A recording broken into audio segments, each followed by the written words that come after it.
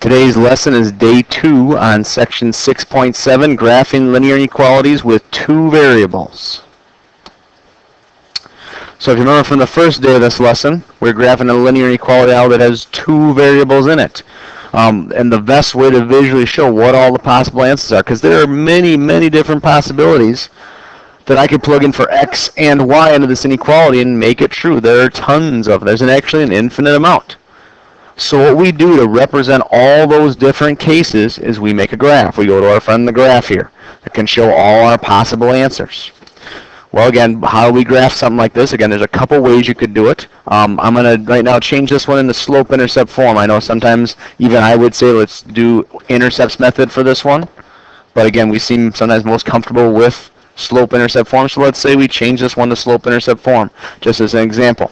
Well, I would have to add 6 to both sides because it's minus 6. So I have to add 6 to both sides, and I get 3y is less than or equal to 15 plus 6x, or if I switch that around now like we're used to seeing, 6x plus 15, and I divide both sides by 3, I'm going to get this down to slope-intercept form, which is the way I like it. Y is less than or equal to 2x plus 5. Okay? My y-intercept is positive 5, so go up 5 on the y-axis, and then up 2 into the right 1, up 2 into the right 1, or down 2 and left 1, down 2 and left 1 to find more points along this line. Now, like we talked about yesterday, this is an inequality. So to determine whether I have a solid or dashed line, as it says up here, I'm going to look at my inequality. In this case, it's less than or equal to. Since it's equal to, our line is part of the possible solutions. It's not just a boundary. It actually could be solutions, like points that are on that line will work in this inequality. If I pick one out and I plugged it in for x and y, I guarantee it would work. Okay, let me show you an example. Let's look at the point 1, 2, 3, 4, 5, 6, 7. Okay, the point 1, 7. Here it is right here. Okay, I just counted it off. 1, 7. If I put 1 in for x and 7 in for y in that original inequality, it will give me something that's true. It should work because it's on the line. So let's put 1 in for x. So right here. So negative 6 times 1 plus 3 times, and then 7 in for y. It should work. Let's make sure. Negative 6 times 1 gives me negative 6. And 3 times 7 gives me 21. Is that less than or equal to 15? Well, negative 6 plus 21, what do you know? It is equal to 15. Okay? So 15, yep, is less than or equal to, because it is equal to 15. So just kind of showing you what that means, first of all. I didn't explain that much yesterday, but that's what it means. When the line is solid, it means every one of these points that we just made, or any other points I could find on this line, they would fit in this inequality. They would be solutions. Okay? Well, there are also many more solutions too, and as we talked about yesterday, they're either on one side of the line or the other. So now going back to figure out, well, which side of the line are they on? Okay, I'll go back to my original inequality. This will still work. Okay? What I would do is, one way to do it is I can check a point. So if you did this from last night or started to figure this out, this is step 3. Now I have to shade on one side or the other, and how I can do is I check a point. Usually 0, 0 is the easiest point to check. You don't always have to pick it, but it's a pretty easy one. Let's put in 0 for x and 0 for y. Well, if I put in 0 for x right here, 0 times negative 6 is giving me 0. And if I put in 0 for y right here, 3 times 0 is giving me 0 as well. So that's what makes this one so easy. It just cancels those terms out, and I get 0 is less than or equal to 15. Is that true? Yeah, 0 is less than 15. So all my solutions, since we checked and found out that 0, 0 is a solution, all the solutions must be on this right side. So that's where I'm going to shade and say all my possible solutions are over here. If I picked some point way over here, like 10, 0, here's the point way over here, 10, 0. If I plug that in, I bet that'll work. So again, just showing you that there are many possible solutions for an inequality like this. Let's put in 10, 0. Negative 6 times 10 plus 3 times 0 will be less than or equal to 15. 3 times 0 will just be 0. Negative 6 times 10 will be negative 60. Negative 60 plus 0 is negative 60. Is negative 60 less than 15? Yes, it is. Yep, so again, all the solutions end up being on that side of the inequality. Okay? So that was just a brief review. Let's go to the homework, and I'll just go through a few problems. And again, if these few are going right, that's probably a good sign that other ones are going right as well. Okay? I'm also going to show you the other way we can check these inequalities as well. There's another, and maybe a nicer, quicker way you might even think to check the inequality and see which side to shade on, but I will show you that here in a second. Let me go through one here just from the first set. Let's look at number 2, for example. Number 2 says y is greater than negative 2/3 x minus 1. So, just like we did when we graphed with slope-intercept form before, here's our y-intercept negative 1, and my slope is negative 2/3, so down 2 and right 3, down 2 and right 3. See if you did that, first of all. Okay, down 2, right 3 to make more points. Ask yourself here, and you should be able to think about, should this be a solid or dashed line? Look at the inequality. Well, it's greater than. It's not greater than or equal to, it's just greater than. So just like when we had an open circle on our inequalities with one variable, with two variables, that means that this is going to be a dashed line, since it's just greater than, no line underneath. Okay? Now, again, our solutions are all on one side or the other. 0, 0 is a nice point to pick. So, and I can see where 0, 0 is. The line doesn't go through it. The only time you couldn't pick 0, 0, don't remember if I said this in the other part of this lesson or not. The only time you can't pick 0, 0 is if it is on the line. I'm trying to determine if the solution's on one side or the other.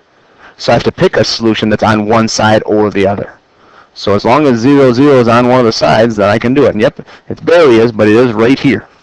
So let's put in 0, 0 in this inequality. 0 in for y, and 0 in for x, but again, just cancel that out, make that 0. So I'll just have the negative 1 on that side.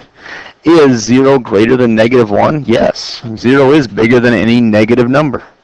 So if 0, 0 works, then all the points on this side must work. So here's what your number 2 should look like. Take a look and see if that is what you got for a solution.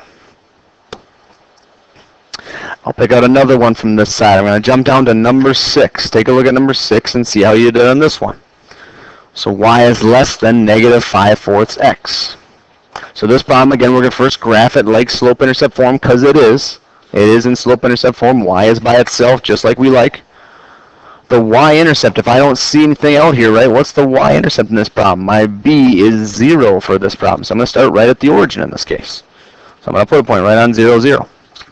Then my slope is negative 5/4. So again, a negative slope goes down and to the right. So that's what I got to do. Down 5 and to the right 4. Down 5 and to the right 4. So something like this. Or up 5 and left 4 if I want to reverse direction and find more points.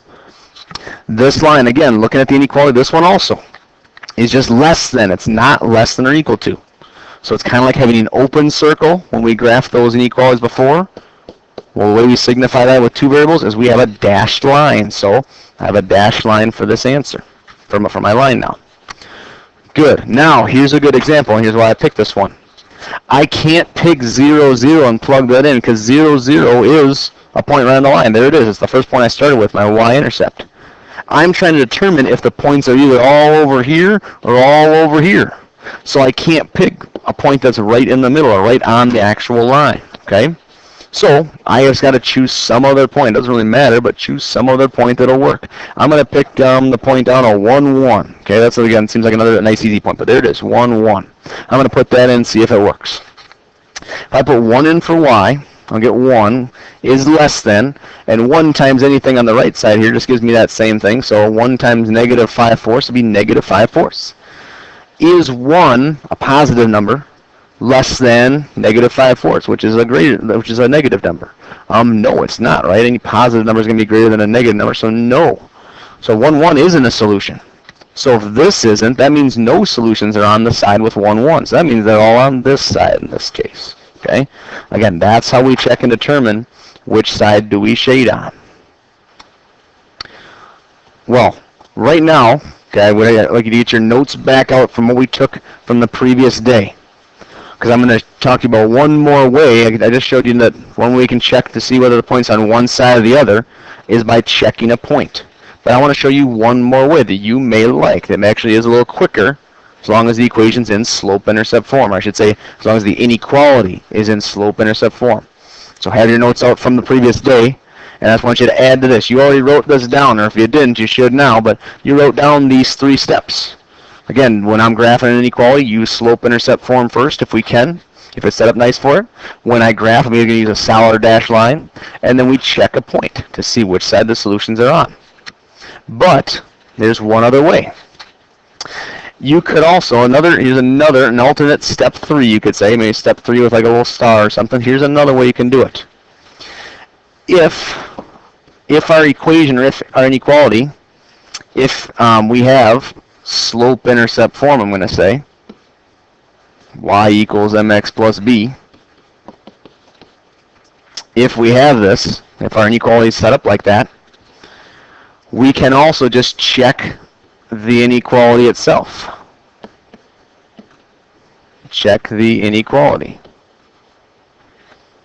And you'll see that if you go back on some of the ones from last night, this will also have worked. Okay? Check the inequality. What you'll notice when you're in slope-intercept form, okay, is the way that we're going to shade. We'll talk about either being above the line. All the points are either above the line or below the line. And what do you know? Okay, it kind of makes sense. If you have a greater than or equal to, okay, then you're going to shade all the points that are greater than the line, or you could say above, or above the line.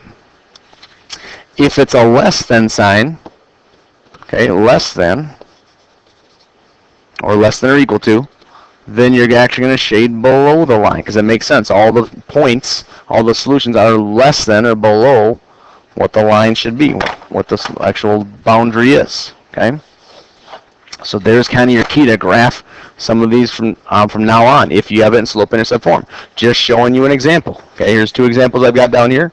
You can put them down with me, or try them as I'm doing them up here on the board. See if you get the same thing, or see if you understand what I'm talking about. Both these inequalities are in slope-intercept form. That's why this will work. Okay, it won't work necessarily if they're in standard form. But if they're in this form, we can do this. This first one here, the y-intercept of this one is positive 1. So I'm going to start there like I always do. Okay, none of this part changes. The slope is negative 3, so down 3, right 1. Down 3, right 1. Down 3, right 1. Or again, up 3 and left 1 if I want to make more points. My second step is still the same. I'm looking at my inequality. It's a greater than sign, so that means it's a dashed line. Okay, so it's still not part of the solutions. It's a boundary, and all my solutions are either on one side or the other. But now, okay, and again, this line is a little steeper, but still what I want you to think. This is, since it's in slope-intercept form, this will work. Y is greater than. Since it's greater than, we're going to think, and this is going to be the case, all our answers are above the line. Don't think left or right. Think above or below. And I know this one's pretty steep, but where would solutions be above the line? They would be above this section right here, right? That's where all my solutions will be. Just even proving it to you, I'll pick out some point over there and show you that it definitely works. I'm going to pick out a random point like the point 4, 4. Okay? 4, 4. I'm going to plug this in. 4 in for x. 4 in for y. See what I get. I would get 4 is greater than 3 times negative 4. Give me negative 12 plus 1. So 4 is greater than negative 11. Well, yes, it is. So, yep, that point works. All those answers are ones that work. So what I'm saying is, and I'll do one more example yet here, but these are 2 different ways that you can check and see where all the solutions are, which side to shade on. You can check a point. That will always work. Or if you have slope-intercept form, if the inequality is in that form already, then you can just look at the inequality and see if it's a greater than or less than. That'll tell you whether to shade above or below the line. Let's look at one more example here, since I've got one. And maybe I'll do one more on the homework too, just to see that it works there too. But look at this second example here. Y is less than or equal to 2x plus 4. So again, my y-intercept in this one is positive 4. My slope is positive 2, so up 2, right 1, up 2, right 1. Or down 2, left 1 if I want some more points, just to make sure I get a nice accurate line. Okay. This one, my sign is less than or equal to. Okay, so first, just looking at the part where should I make a dashed line or should I make a solid line? Well, in this case, since it's equal to, yep, I should make a nice solid line, just like you would usually draw for an equation. Okay, because all the points on the line are solutions. That's what it's telling me. Then, going to our little trick now. This is in, again, it's in slope-intercept form, this equation, so I can use this. It says a less than sign, so I bet you all the solutions will be less than the line, like lower than, like below them, okay? So this would be the section that's below that line if I kept it going. Again, I could still do the thing where I plug in a point, okay? This just to like double check. Let's use that point we usually do, 0, 0. If I use 0, 0, I plug in 0 for y. That's less than or equal to, well, 2 times 0 would be 0. plus 4. Now 0 is less than or equal to 4. Yep, that is true. So yep, 0, 0 is a solution. It does still work. So when you're doing these problems from now on, all these steps that we used before, look at the steps at the top here. You could use slope-intercept form. You can still do the dashed or solid part. That part you know. But now when you get to that third step and you have to figure out which side to shade on, you could still check a point. That works. Otherwise, though, if you're in slope-intercept form, you can just look at the inequality, and that will tell you alone whether you should shade above or below the line. I'm going to quickly go through, I think, 2 more problems here on the homework. Again, just to 1, show you that it works, and 2, remind you one other thing with inequalities as well. I'm going to go to number 9 right now. Okay? So look at your number 9 and see how you did on this one. The first thing you have to do on number 9, again, is get it to slope-intercept form, right? So first I got to times both sides by 2. So times this side by 2. And when I times the right side by 2, just make sure you're timesing everything by 2. It's just like distributing. So I would get y is less than or equal to negative 4x minus 2. So that's what I'd take 2 times each of those different terms. 2 times this one, 2 times this one. Okay, so make sure, see if you did that first of all on number 9. You might have needed to multiply by 2, but did you multiply everything by 2? Y-intercept for this one is negative 2. And I'd go down 4 into the right 1, down 4 into the right 1 to make more points, or up 4 and left 1, up 4 and left 1. Step number 2, looking at my inequality, it's less than or equal to. So since it's an equal to sign, that means I should draw a solid line for this one. All the solutions are part of that line. And now, using my trick that I showed you today, this is slope-intercept form, so I can use this trick. So I can just shade all the numbers that are, well, it's a less than or equal to sign, so I'm going to shade underneath, okay? I just maybe once in a while check a point to make sure that is right, but I'll tell you right now, that should work out. Just quickly noticing, if you look at problem number 8, you could not use that necessarily unless you change this around to slope-intercept form. Okay, in problem number 8, I'll just kind of really quickly go through that one because I still want to show you another one like this. This one isn't in slope-intercept form, so maybe you did it like this though. Maybe you did our old intercepts method, and you plugged in 0 and 0, 0 for x and 0 for y. And if you plug in 0 for x, you get the y-intercept is 2. And if you plug in 0 for y, you get the x-intercept is 3. So 0, 2, here's that point. 3, 0, here's that point. And looking at the inequality, you should have thought, oh, dashed line. So you could have made your line here, okay? But now for this problem, since it's not in slope-intercept form, I can't just look at this and trust that, oh, it's a less than sign, maybe it's below. Maybe it is, maybe it's not. Okay, you can't, let's put it this way, you can't trust it if it's not in slope-intercept form. It depends on where the negatives would be, and it would depend on how it's arranged, so I can't just say, oh, it's a less than, I must shade below. Maybe we will, but maybe not, okay? So if it's in this form, now I got to go back to my method of checking one of the points.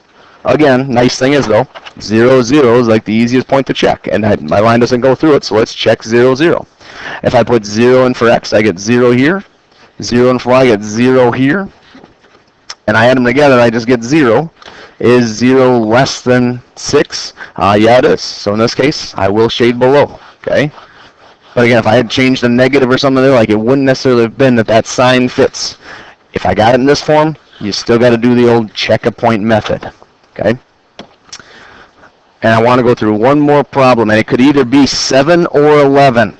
And so see if you notice what's going to happen in 7 or 11. I'm going to pick number 7 in this case, but then see if you did it correctly for number 11 as well. We'll see how many people remembered this. Look at number 7. I think this is a good problem to put into slope-intercept form. You probably did too. And so your first step should be divide everything by negative 3, right? Well, again, hopefully that sounds familiar or rings a bell. This is an inequality problem, and you're dividing everything by negative 3. What happens in an inequality problem when you divide everything by a negative number? You have got to turn this inequality around. Even these ones with 2 variables, yep. It's a greater than sign. In number 7, see if you turned it around and made it less than. That's what it should be, because you're dividing everything by negative 3. So see if you did that. If you did, very good. Okay, if not, you can fix it right now and just know that for number 11. You're going to end up doing that same thing, because you're going to divide everything by negative 5. Okay, finishing up this number 7. So I'd have 2x plus 4 now. Y is less than or equal to 2x plus 4. My y-intercept is positive 4. My slope is positive 2. So up 2, right 1, up 2, right 1. Well, or down 2, left 1, down 2, left 1. I've got a less than or equal to sign. Since it can be equal to, that means it's a solid line. And my last step now, again, using my trick from today, it's a less than sign, right? Since it's in slope-intercept form, I can just know it's a less than sign, shade less than or underneath the line. So there's what your number 7 should have looked like. Look at some of those problems, again, see how they were going. And hopefully, again, now that you know another little trick, they'll go even better today.